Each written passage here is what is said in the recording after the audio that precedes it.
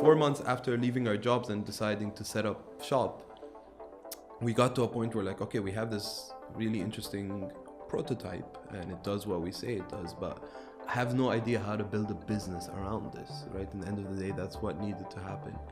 And that's when we started to look around and had a few meetings, one of which was with EF, actually, with Matt.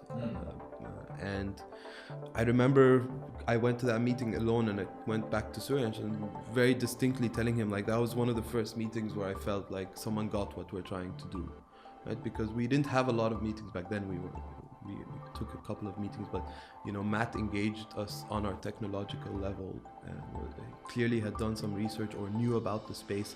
So it was that level of engaging conversation I could have with my co-founder, with someone else.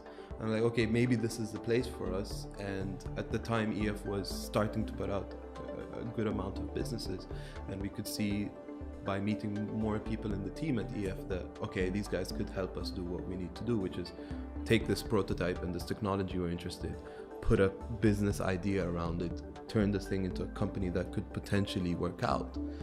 And like I was saying, the thing that sealed the deal for us was the ability, when we spoke to Matt and Alice in that time, people like Savs, we really felt like these people were engaging us on the level we felt was really interesting, and we could talk like we talked to each other, and they had that extra level of experience that we lacked. And that's what essentially sealed the deal for us to join EF.